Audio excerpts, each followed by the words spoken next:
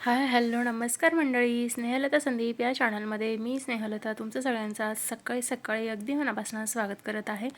तर सूर्य थोडासा तिकडे झुकला आहे, त्यामुळे आता सूर्यकिरण फारसे दिसत नाही.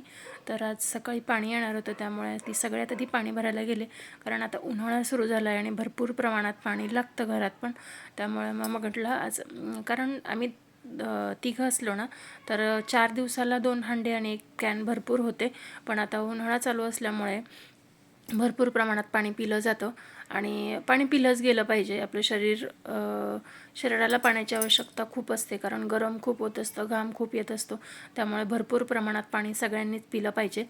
तर मग पाणी वगैरे भरून आणलं. त्यानंतर मग सकाळी सकाळी भांडे वगैरे सगळे लावून घेतले आधी, कारण किचनवरचा पसारा कमी केला. म्हणजे काल रात्री जरा आवरून झोपले नव्हते, त्यामुळे बघू शकताय सकाळी किचनवरती किती पसारा होतो. त्यामुळे मी रात्री सगळं आवरून झोपणं प्रेफर करते, कारण जर हा पसारा असा राहिला ना, तर बराच वेळ म्हणजे फ्रेश असं वाटत नाही. तर सगळ्यात आधी मी भांडे वगैरे लावून घेतले आणि आज काही थोडंसं रुटीन चेंज केलेलं आहे, ते मी तुमच्यासोबत शेअर करणार आहे. त्यासाठी व्हिडिओ शेवटपर्यंत बघायचा. व्हिडिओ आवडला तर व्हिडिओला लाईक शेअर सबस्क्राईब नक्की करायचं आणि कमेंट करून मला सांगायचं आजचा माझा छोटासा व्हिडिओ तुम्हाला कसा वाटला आहे आणि मी वेअर केलेला गाऊन तुम्हाला कसा वाटतं आहे. तो गाऊन जर तुम्हाला आवडला असेल तर मला कमेंट करा. गाऊनसुद्धा तुम्हाला हा गाऊन अवेलेबल होईल. त्यासाठी तुम्हाला फक्त 7262021743 हा जो माझा व्हॉट्सअप नंबर आहे त्यावरती मला व्हॉट्सअप करायचं आहे आणि तुमची ऑर्डर तुम्हाला बुक करता येईल. तर सगळ्यात आधी मी सगळे भांडे वगैरे लावून घेतले. त्यानंतर पाणी वगैरे गरम केलं आणि त्यामध्ये थोडंसं लिंबू पिळला. मध साखर वगैरे काहीच टाकलेलं नाही आहे.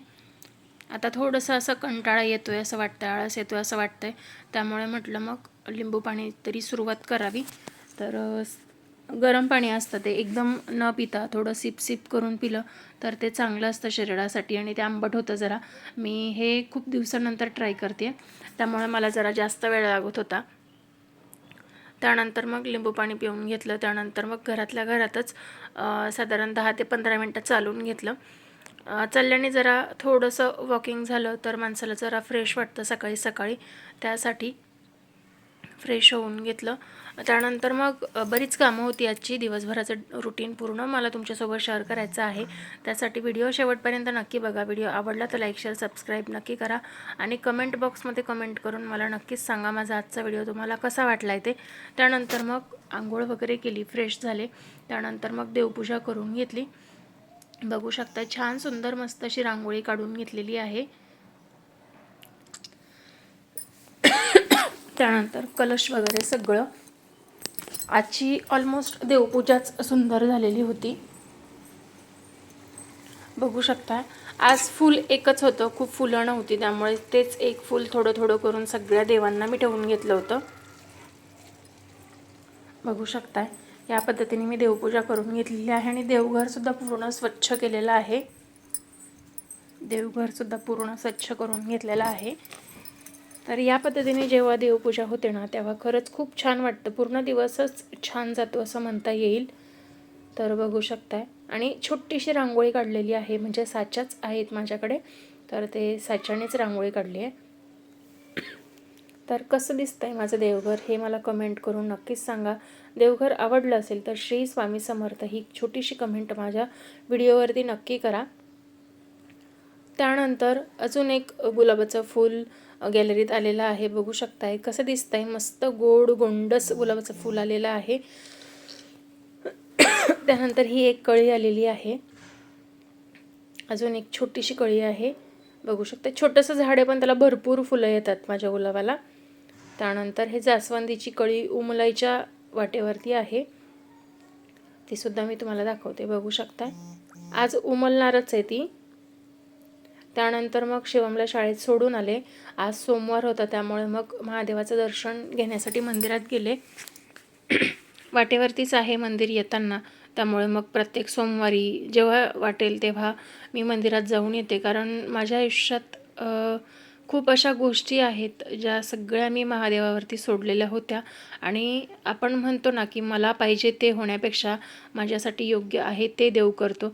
तशाच गोष्टी देवाने माझ्या आयुष्यात काही केलेल्या आहेत. त्यामुळे मी खरंच खूप अगदी मनापासून ऋणी आहे महादेवाची आणि मी आपण म्हणतो ना अगदी मनापासनं महादेवाला मानतो, त्यातली मी होते. म्हणून मी शिवमचं नावसुद्धा त्यावरूनच, म्हणजे मुलाचं नावसुद्धा महादेवावरूनच मी ठेवलेलं होतं त्यावेळेस. ज्या दिवशी मंदिरात जाते ना त्या दिवशी खरंच खूप छान वाटतं. जवळजवळच 2 मंदिरं आहेत, त्यामुळे जेव्हा ज्या मंदिरात जाणं शक्य होईल तिथे जाऊन येते. त्यानंतर बघू शकताय आज मी एवढे गहू स्वच्छ केले. राशनचे गहू आले होते 2-3 महिन्याचे, ते स्वच्छ करायचे राहिले होते, तर ते गहू स्वच्छ केले. ज्वारी स्वच्छ केली.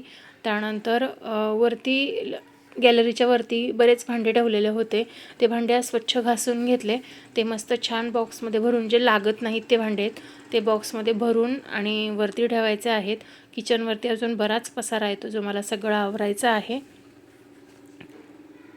त्यानंतर मग घर वगैरे पुसून घेतलं, स्वच्छ करून घेतलं आणि किचनवरचाही सगळा पसारा, भांडे वगैरे घासून घेतले. अजून बराच पसारा आहे जो मला आवरायचा आहे, पण तरीसुद्धा जेवढं शक्य होईल तेवढं पटापट आवरण्याचा प्रयत्न करते. दुपार होत आली होती मला एवढी सगळी कामं करत करत. त्यानंतर 4 वाजता शिवमचे बाबा शिवमला घ्यायला गेले आणि मी लिंबू सरबत बनवत होते. लिंबू सरबत बनवण्याची तुमची पद्धत कशी आहे? माझी पद्धत तर अगदी सोपी आहे. मी लिंबू आधी छान मऊ करून घेते. त्यानंतर तो कापून त्यातला रस सगळा पाण्यात काढून घेते. एकाच लिंबूचं सरबत एका वेळी बनवत होती, कारण लिंबू बऱ्याच प्रमाणात आंबट होता. त्यानंतर पाहिजे तेवढी साखर टाकून घेते. तुम्ही लिंबू सरबतामध्ये अजून कोणत्या गोष्टी टाकतात? बऱ्याच जणांना इलायची वगैरे पण टाकायची सवय असते, तर मी शक्यतो तसं करत नाही. तर मी साखर, लिंबू आणि अगदी चिमूटभर मीठ टाकत असते, अगदी थोडंसं चव बदलण्यासाठी. तर या पद्धतीने मी करून घेते. त्यानंतर साखर छान विरघळून घेते. मी ह्या ग्लासमधून त्या ग्लासमध्ये, त्या ग्लासमधून ह्या ग्लासमध्ये करत बसत नाही. मी पातेल्यातच चमच्याने छान साखर विरघळून घेते. बघू शकता या पद्धतीने. त्यानंतर मग शिवमचे बाबा शिवमला घेऊन आले आणि आज त्याच्यासाठी सरप्राईज होतं. शिवमच्या वह्या संपल्या होत्या, परीक्षा जवळ आली आहे, पण तरी पण म्हटलं की तो म्हणत होता, आई मला नवीन वह्या. तर लहान मुलांच्या ह्या छोट्या गोष्टींमध्येच आनंद असतो आणि त्याला वह्या बघून खूप आनंद झाला. म्हणजे असं वाटतं ना की हा चला, अभ्यासाच्या गोष्टी बघून जेव्हा मुलांना आनंद होतो ना, तेव्हा असं वाटतं की हो चला, कुठेतरी मुलं शिक्षणाची ओढ आहे, आवड आहे. खरं तर त्याला अभ्यास करायला खूप कंटाळा येतो, पण जेवढा वेळ बसतो तेवढा वेळ तो पटकन झटपट सगळ्या गोष्टी करून मोकळा होतो. तो बाबांना थँक्यू वगैरे म्हटला आणि त्याचं एक कष्ट असते ना, तो आनंद वेगळाच असतो. त्यानंतर त्याचा PCMCचा बसचा पास मिळाला होता. त्यानंतर त्याने बाबांना छान मिठी मारली. याच गोष्टीत आईवडिलांनाही आनंद असतो. आपण जे करतो आहे आपल्या मुलांसाठीच करतो आहे आणि जेव्हा मुलं असे जवळ घेतात आईवडिलांना तेव्हा खरंच खूप छान वाटतं. तर शिवमचा पास वगैरे बनवून रेडी आहे. त्यानंतर मग आम्ही सगळ्यांनी लिंबू सरबत घेतलं. बाहेरून आल्यानंतर असं लिंबू सरबत जेव्हा मिळतं ना, तेव्हा खरंच खूप छान वाटतं, मस्त वाटतं.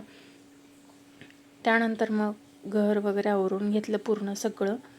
तर मैत्रिणींनो, आजचा छोटासा व्हिडिओ तुम्हाला कसा वाटला हे मला कमेंट करून नक्कीच सांगा. माझा व्हिडिओ आवडला असेल तर लाईक करा, शेअर करा. चॅनलवर नवीन असाल तर सबस्क्राईब नक्की करा. चला तर मग भेटूया नवीन व्हिडिओमध्ये. तोपर्यंत श्री स्वामी समर्थ. जय जय स्वामी समर्थ. Bye bye.